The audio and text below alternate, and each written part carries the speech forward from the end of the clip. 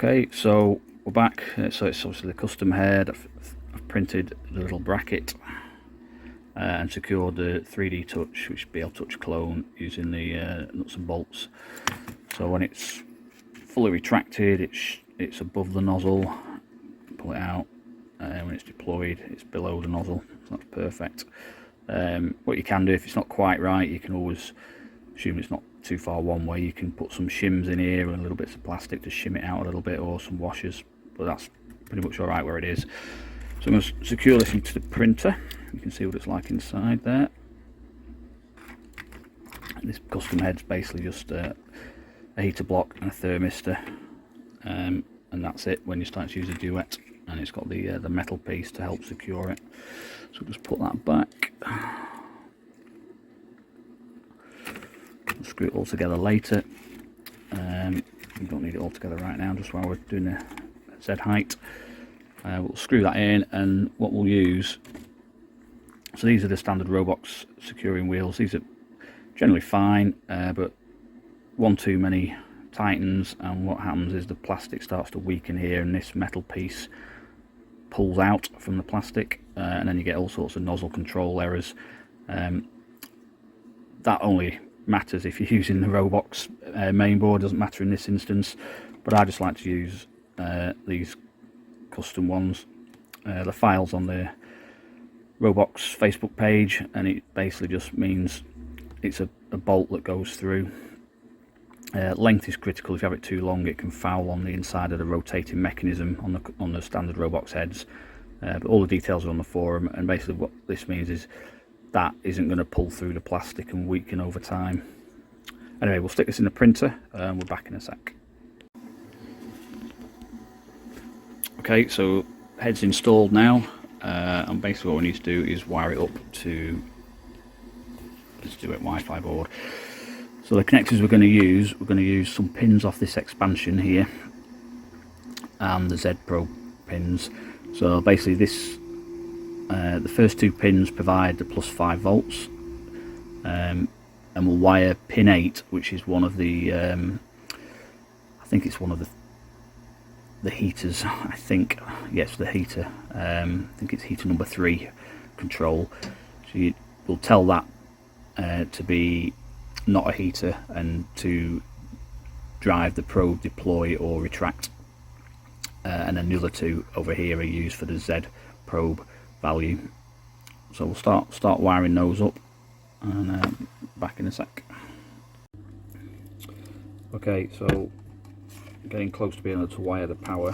What I like to do with these connectors is, that's your Z signal, and it has the Z probe deploy on the orange here, and red and brown are +5 volts and ground. I just like to put those two into a 2-pin connector and put the control signal and the probe detect signals into the 3-pin. So I'm going to swap those over, and the easiest way of doing it is quite delicate. These connectors is just use a little pin. Lift up the plastic, get ready to pull this. Get ready to sort of pull it with your thumb and your forefinger, and just lift the plastic plug up with a pin like that, and then pull it backwards, he says.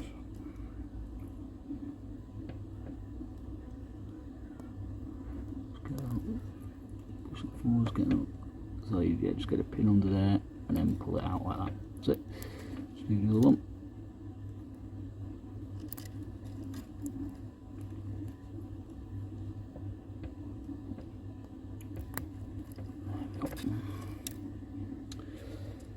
Right, let's get the 2 power ones from here.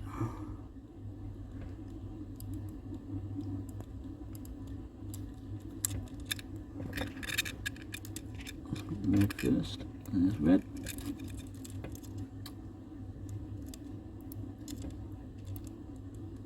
And pin under there.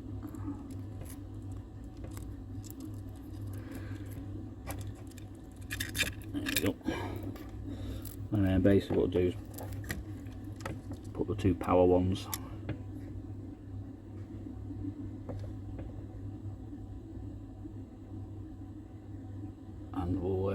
put them back into this connector here. So the way they go is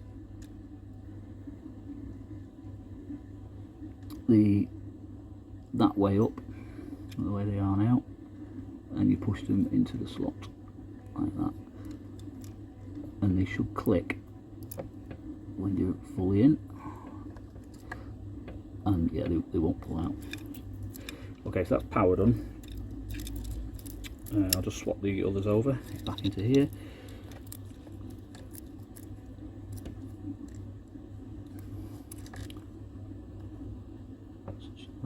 Into there, and that into there. Okay, so we're pretty much ready now. So what we've got, we'll wire up the 5 volts first. So here's the 5 volt line. Now on this expansion connector, it's numbered. That pin there is pin 1. And it's 1, 3, 5, 7, 9, 11. So all the odd pins are on this bottom row, and the even ones on the top row. And it pin 1 and pin 2 are plus 5 volts and ground. So I'm going to put this in the right way. So let's get the red to the plus 5.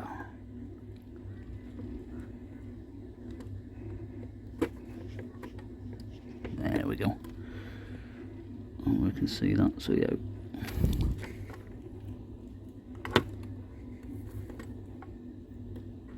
So those first couple of pins, just put the torch on. So the first 2 pins are give you plus 5 volts. So push that onto there. There we go.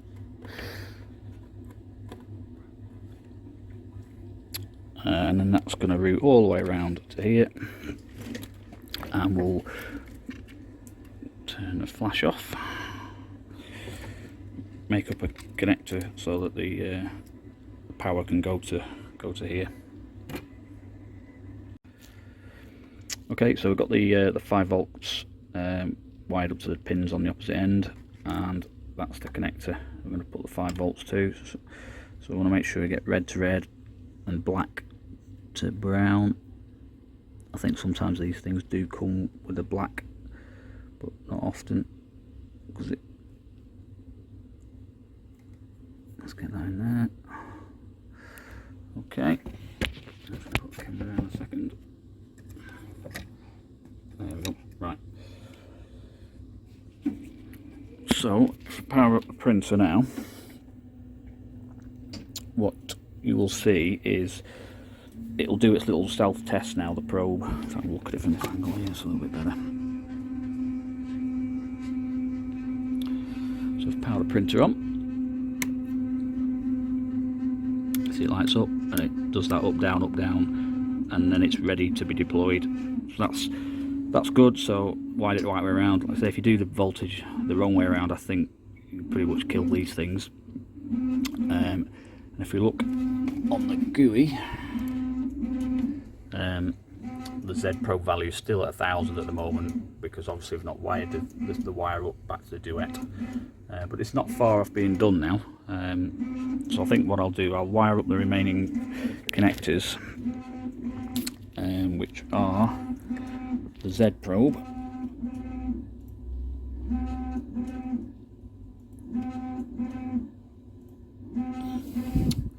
which is this connector here, and it's the last 2 pins. First 2 pins are plus 3.3 volts, and there's some kind of probe modulator. We don't need that. So it's going to use the ground and the probe value in, and then we take off one of the feeds off here to drive the probe mechanics to actually deploy or retract the probe. That's off one of these here. So we'll wire those up and then come back. Okay, so we've got the final cable made up. We've got this that goes onto the Z probe, so we'll put that on now. Goes on there.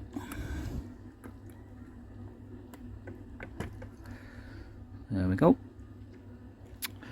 And the way this is going to be configured is it's going to go on to pin 8, which is heater 3. But any of the heaters, it could go on pin 13, which is heater 4, or pin 18, heater 5.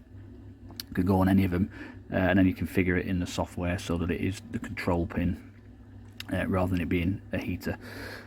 So that goes on to pin 8, so I'll just stick that on.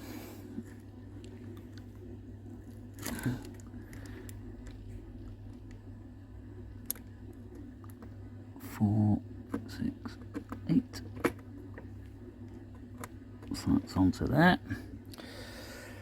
and then the other end, I'll come round here. I think we'll just do it that way for now.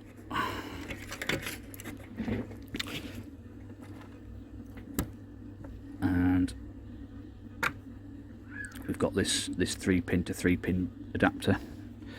So what we'll do, we'll connect them up. So we've got this side, I'll put that into there, and then I tried to match the colouring up as best I could, but I didn't have orange wire, but I've got black and white, so that goes that way like that. And there we've got black to black, white to white, and brown to orange. So that is pretty much everything set up now. So we'll go to the config files and make sure they're set up correctly, and then we should be able to do a Z-axis home. Okay, so here we are, it's booted up, and at the moment in config.g, which, if you guys are just wondering where that is again, go to machine control, go to settings, system editor, and then edit config.g. It is set to that,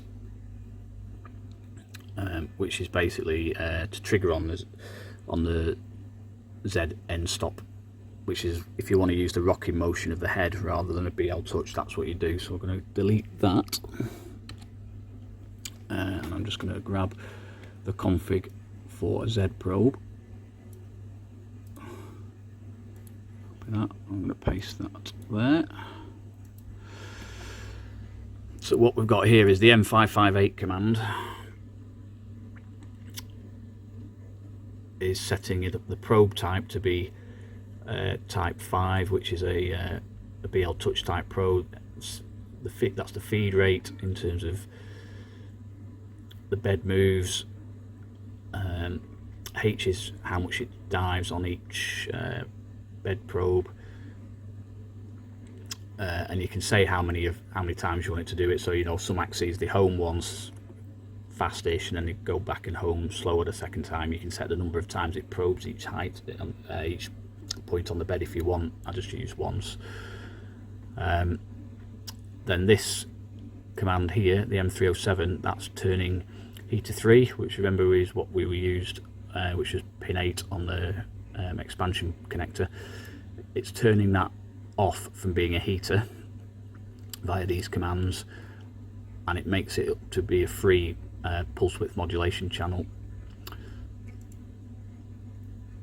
The M280 command P3S10 is to, I think it's to stow or deploy the probe, can't remember which one it is.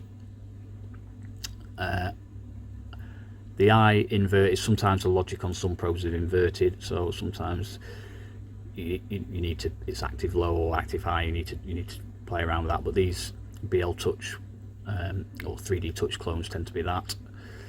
And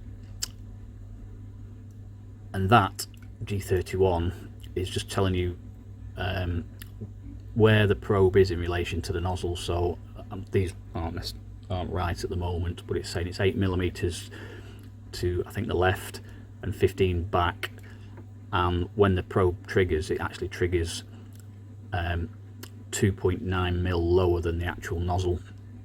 So you need to, once you get it triggering, I'm going to put that to 0 for now.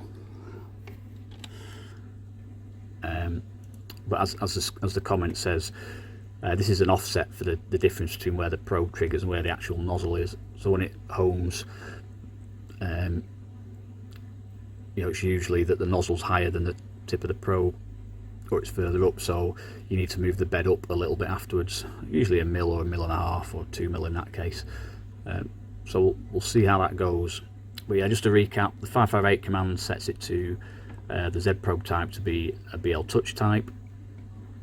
The M307 disables one of the heater channels and frees it up to be a pulse width modulation channel. That M280 allows you to effectively send a control command on the heater channel to the BL touch.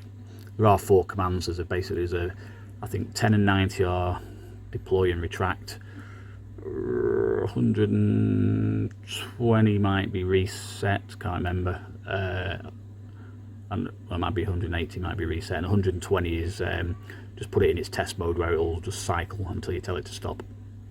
But I'll put a link over the top of what in the description of the video of what their commands are. And the last one is just saying where the probe is in relation to when it triggers. So I'm going to save that, reboot, and you can see the Z probe at the moment was saying it's 1000 because it was thinking it was configured to the old type of the switch, which is open. So when we reboot, it should come around this time. It will refresh everything in a sec. There we go, and there you go, the probe's 0, which is good. So if I come down here, if I touch that, there you go, and when I do that, it gives the probe a value. Right, so actually we're not quite there yet. This is one other thing we need to do, well, 2 actually. So if we're going to config.g again, because this was using the head rocking function of the Robox before, it was using, on the end stops, it was using the limit switch. So that's fine for X and Y, but for Z I've had to comment it out now and change it so that it's the BL touch probe, and then all the touch probe stuff below there is as it was before. So we'll save that. Won't reboot just yet. The other thing that needs changing on the system is the home Z. Again, won't really matter to you guys because you'll just get the files that are set up right, but worth looking at. So this is the home Z command for using the Z stop axes. So we're going to get rid of all of that.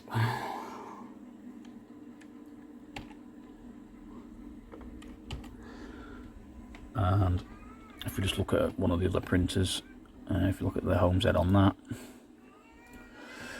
see it's totally different. It centers in the bed, which will just tweak slightly for the Robox bed size. Resets the probe, it then deploys it, and then does a G30 to dive, absolute positioning.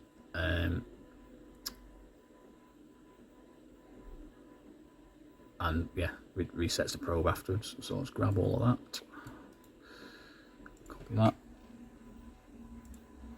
and paste that into here.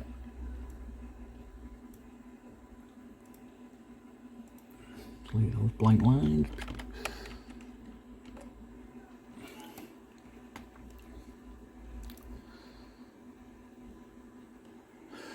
So I'm going to reboot now, and then we'll do a Z-axis home. Okay, so we're ready to do a home now. Just bear in mind that the X-axis and Y-axis stepper unit scaling's off, because this printer is using different motors and different gear sizes to a standard Robox. But it should work, it should home, then it'll end up doing a Z home. Should be in the middle of the bed, but it's not going to be because the figures are off. And steps will need adjusting, which we'll do after this, but it will home and it'll probably probe towards the right hand side of the bed. So if I turn it on, there's the probe going through self-test. GUI's coming online. There we go, so click home all,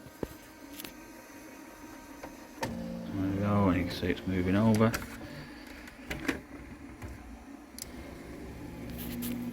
And then yeah, the steps are off. You can see the probe there, and when it should hit the bed. There we go. And I told it to go up to 20mm. Okay, so that is the Z probe set up now. What we'll do next video, we'll quickly adjust all the steps and then do a bed mesh level and show you what that looks like.